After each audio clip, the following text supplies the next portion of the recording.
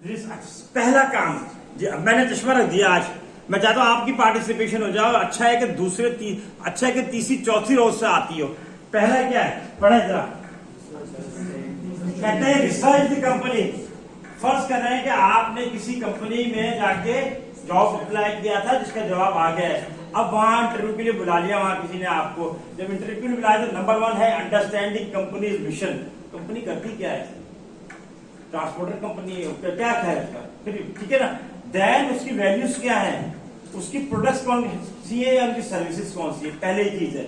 ऐसा ना हो कि आपको पता ही ना चले। कल किसी ने कोट किया था ना कि आप डॉलर्स वालों के पास गए थे तो आपने फला वाला काम किया था, वो मैंने किया इसलिए था कि पता चले डॉलर्स करता क्या है। मेरे लिए भी डॉलर्स नया नाम था उस जमाने में।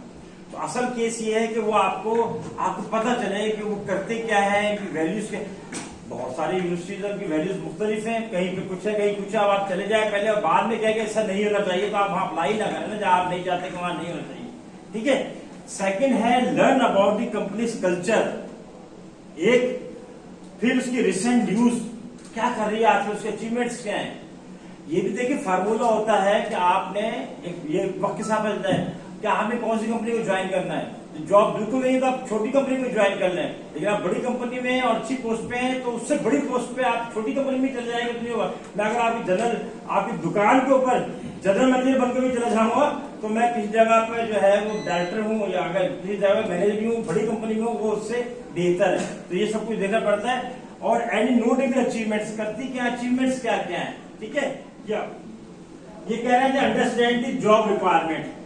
जिस जॉब के लिए बुलाया जा रहा है उसको हमने अंडरस्टैंड किया। Analyse the job description, JD.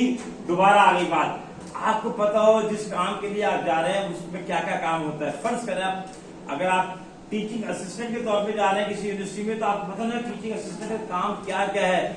Lecturer बन रहे हैं, असिस्टेंट प्रोफेसर बन रहे हैं, एसोसिएट बन रहे हैं, प्रोफेसर बन रहे हैं, चेयरपर्सन बन रहे हैं, डीन बन रहे हैं, वाइस चांसलर बन रहे हैं, चांसलर बन रहे हैं, लैब अटेंडेंट बन रहे हैं। हर यूनिवर्सिटी में उसकी अपनी जीडीज हैं, वो जनरल होती है, कोई बात नहीं। और 20% फर्क होता है इधर का इधर, उधर का इधर, ठीक है। जैसे पंजाब पुलिस होगी उससे मिलती जुलती सिंध पुलिस भी होगी, ऐसी बलूचिस्तान पुलिस भी होगी। तो ये नहीं होगा कि कहीं पुलिस जो ना वो कहीं सिक्योरिटी का काम नहीं करती है, वो काम वही करेगी। दूसरा है be ready to discuss how your skills and experience align. असल क्या है देखें, आपको अपने जो सीवी है ना उसका जिक्र आगे आएगा। आपका जो अपना सीवी है उसमें क्या आपकी एजुकेशन है, आपका एक्सपीरियंस है, आपके कोर्सेज हैं, आपकी पसंद नापसंद है, आपके वीकनेसेस आपको पता है, आपके स्ट्रेंथ आपको पता है, उन सबको अलाइन करना। अलाइन कहते हैं उसको, अलाइनमेंट करना उसको, कि वो एक ही ट्रेन की 2 पटरियों की तरह साथ साथ चलती चले जाए, कराची से लेके पिशावर तक अलाइनमेंट हो। आपको वहां साबित करना है कि आप इस ऑर्गेनाइजेशन के लिए क्यों फिट हैं। तो आप बता लो वो सर आपको तो ये चाहिए था ना, यही तो चीजें मेरे अंदर मौजूद है।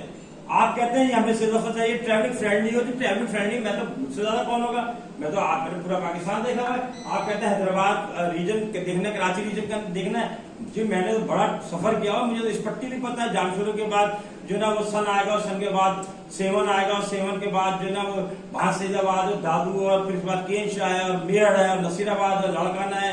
और आप टर्न लोग आगे शिकारपुर जाए, जगाबाद जाए, कंदकोट जाए, आप अवाड़ो जाए, पूरा आपको बता सकता हूँ। बोलेंगे वाह है, ऐसे तो हमें बंदा चाहिए। पहले वाले को तो पता ही नहीं था कि ये लड़काना कहाँ पे और जनाब मीरपुर खास कहाँ पे।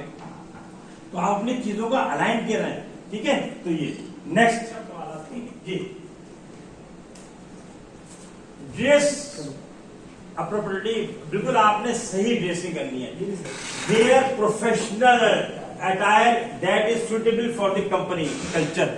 जिस जगह जा रहे हैं, अगर फर्ज करें इमाम के लिए जा रहे हैं तो फिर सूट नहीं पहनना। अगर किसी ऐसे कल्चर में जा रहे हैं जहाँ शलवार कमीज काफी है तो आपने वही काम। इसका बेहतरीन मजहर जो है ना वो सियासतदान है। जैसे आप देखिए आजकल सियासतदान आ रहे हैं इलेक्शन की वजह से, जिस जगह जा रहे हैं वही की पगड़ और वही की यूनिफॉर्म कपड़े पहन के जा रहे हैं। इस्लामाबाद में जा रहे हैं तो अलग उन्होंने पहना हुआ है, जब वो जाते हैं फाटा में तो उसका ड्रेस अलग हो जाता है। तो आप इस चीज का ख्याल रखना है। सिर पे जाते हैं तो ड्रेस अलग हो जाता है, सही है। और जब ड्राइविंग खाने होते हैं तो वहां का, और वो कहते हैं suitable for company culture and industry. उस इंडस्ट्री में क्या है जब, और आपको लोग को जहरी तौर पर तैयार होना पड़ेगा। मिसाल के तौर पे अगर आप में से माशाल्लाह अच्छी बात हो, मेरे फैमिली मेंबर भी पर्दा ऑब्जर्व करते हैं, लेकिन अगर आपने ए लाइन के लिए अप्लाई किया है तो फिर हमें पर्दे वाले इसमें नहीं जाना पड़ेगा जिसमें हम पूरे के पूरे हमारा चेहरा नजर नहीं आ रहा हो, तो आपने उस हिसाब से ड्रेसिंग करनी होगी। Ensure your grooming is neat and your clothing is well presented, ये होगी बात। इसके अलावा भी बाल बने हो तो सही हो। एक इंटरव्यू ले रहा था, बड़ा जबरदस्त सिफारिश थी, मेरी ऑफिस की सिफारिश थी। एक तो हजरत देर से आए, चल गए देर से आए, उन्होंने मुझे ये बात कही। मैंने कहा आपने ये प्लान में क्यों डाला था कि आप हो जाएगा, जब आप कराची से यहाँ आ रहे I was general manager in A group, तो आपने क्यों नहीं ये तय किया कि ये ऑप्शन भी है।